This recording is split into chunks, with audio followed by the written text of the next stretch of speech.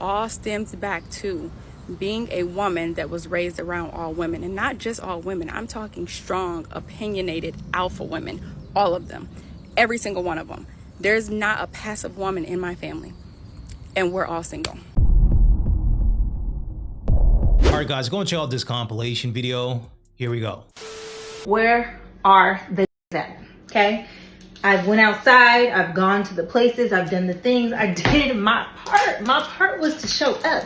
That's what y'all say. Just y'all not go find him. He's laying in the bed. I got out the bed. I showed up. But where are the I can't seem to find the Why don't y'all let me know where to go? Anybody know? I'm waiting. Let me know. I mean, do we need to put together where that conference? I'm not really sure what we need to do, but we need to know. And some of the ladies also feel the way I do. And we need to know where to find the men's. Where are the hot men's at? The girls want to know. Where are they? Stop it. Get some help. Absolutely insane. Yo, they're still asking this question. I mean, come on, man. You can't make this stuff up. Let's check out some of the comments here. Let's see what let's see what they have to say in the comment section. First commenter says, with a boyfriend. So here we have the shaming tactics because men are protecting their peace and they want nothing to do with these mono women.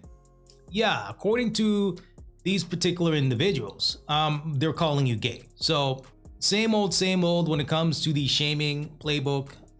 Yeah, they try to call you gay. Okay, absolutely insane. Next commenter says, it's weird. Even restaurants are all girls with each other. So even at these restaurants, these women empowerment groups, hookah and crab legs. Yeah, there's only women there. There's only women there. No men in sight. No men in sight. Let's keep going. Next commenter says, the ability to swipe easily on social media and DM several random girls in one night got them acting lazy.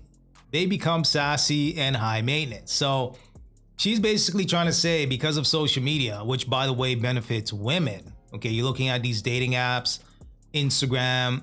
Yeah, they benefit women. They're not there for men. So the fact that she's trying to make this argument, meanwhile, women are literally gravitating towards 10% of the population of men, meaning that 90% of men are being overlooked on these platforms, but yet she's trying to strengthen her argument somehow is crazy. But as we can see here, they're coping. Okay, they're coping in the comment section that more and more men are walking away.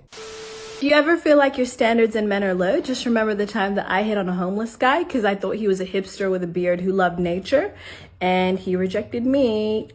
Do you ever feel bad about your dating life? Remember the time I showed a guy what I look like without a wig, and he said I look like Obote, the Ugandan military dictator? Feel bad about getting rejected? Remember the time I told a guy I missed him, and he said you wouldn't miss me so much if you had a full-time job? Finish him. Ooh, that last one, boy. Yo, that last one took me out. Yo, you wouldn't miss me so much if you had a full-time job.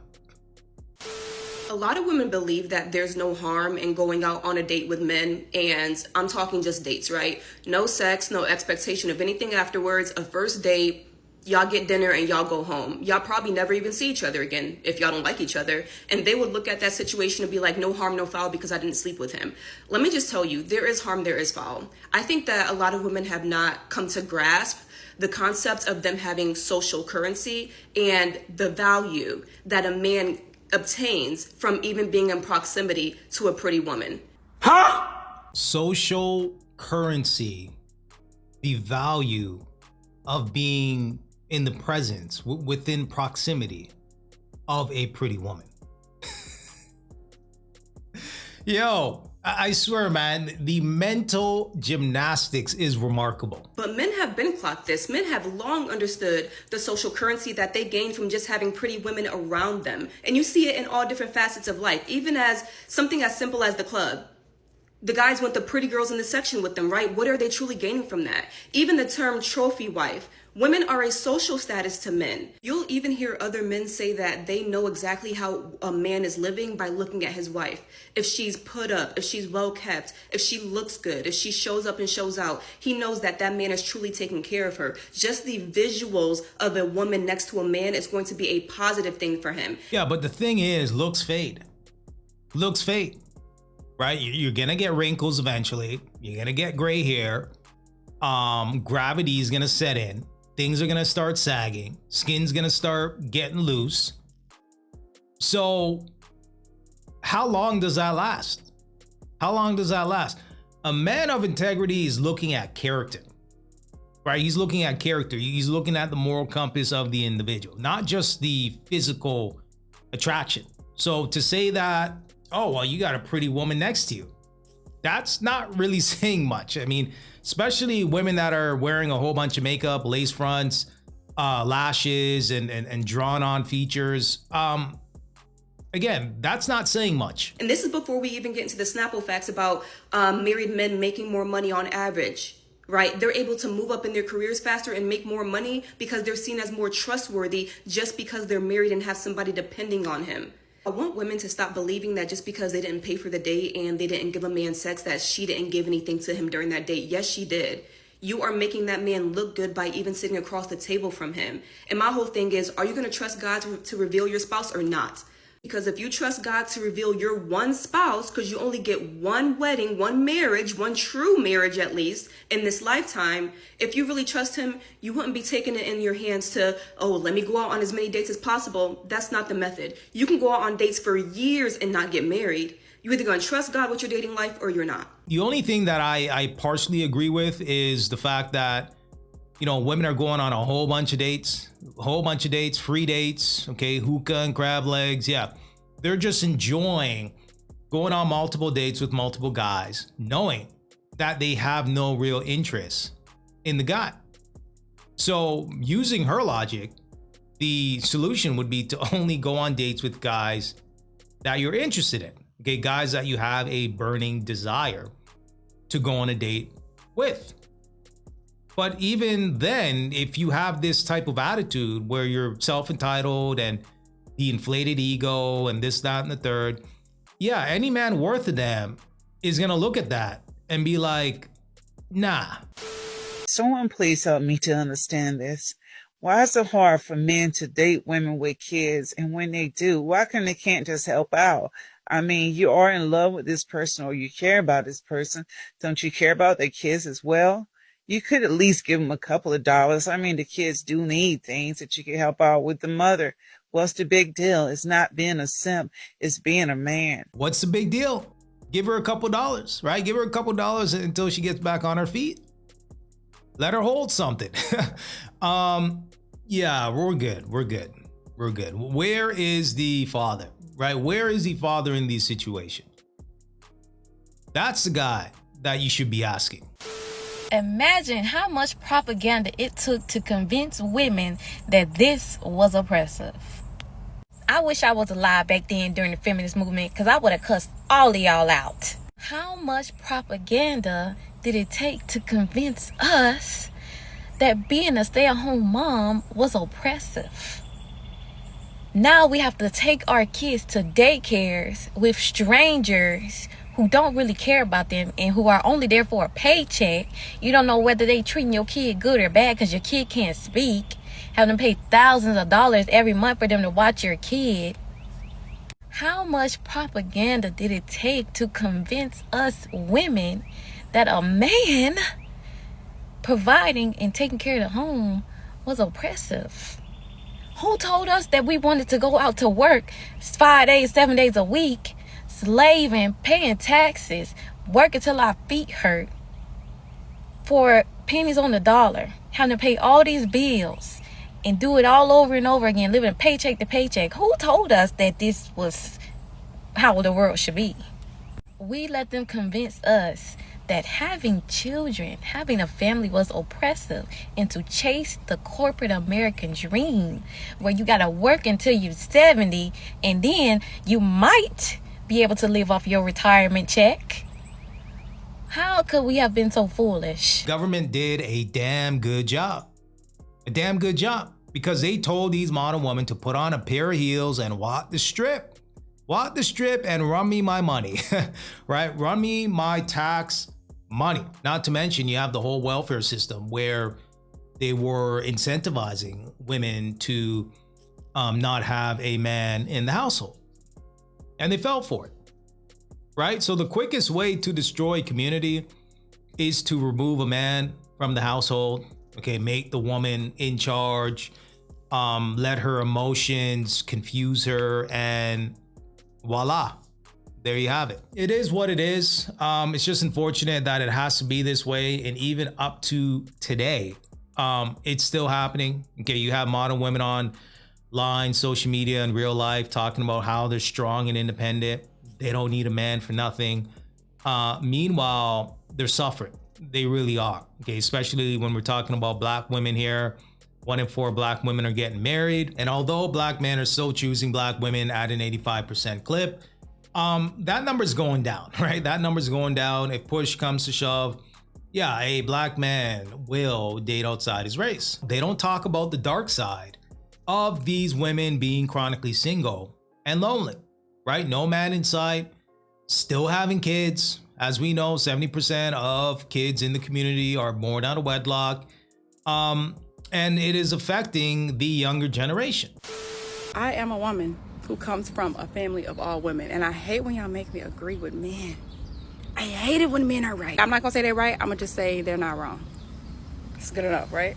Recently, there's a man that I never really wanted to lose in my life, whether we were together romantically or just friends or whatever. I never wanted to lose that man. I lost that man. He described to me the exact way that I made him feel. Like, in this instant, I felt like this. In this instant, I felt like that. And when I tell y'all I cried for 40 days and 40 nights, okay?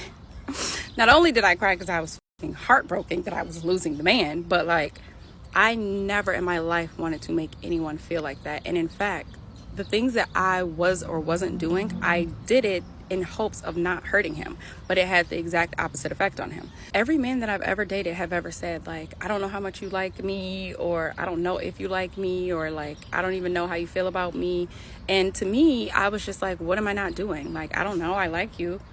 What am I not doing that other women do? And no one was ever able to describe the way that they felt, but this man specifically described everything. And y'all, when I cannot stress it enough, like, tore me apart. Yeah, so if you're with a woman and you have to question if she likes you, she's not showing reciprocity in the relationship, she's not giddy and excited and bubbly. If you're not really getting any of that, that's a red flag. That's a red flag. Okay, but we'll continue here. We'll continue. My mom had my older sister. She was 14 when I was born. The last relationship I remember seeing her in was when I was like 2 or something. They broke up.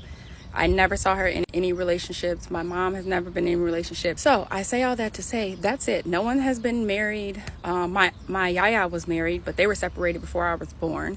My mom hasn't been married. My aunt hasn't been married. My dad wasn't even married. Like, I have never in my life seen a relationship play out. A good one, a bad one, just in general. Everything I know about relationships and from men are from what I see on TV or what I see from someone else's family. Like, when I was in high school, I babysat for my coaches and I was close to them. So they were married. I would see that dynamic, but like, you don't get to see it on an every day-to-day basis. It's different. I have no idea like how to navigate a relationship. I don't even know what it feels like to live with a man, if I'm being honest, like, of any sort.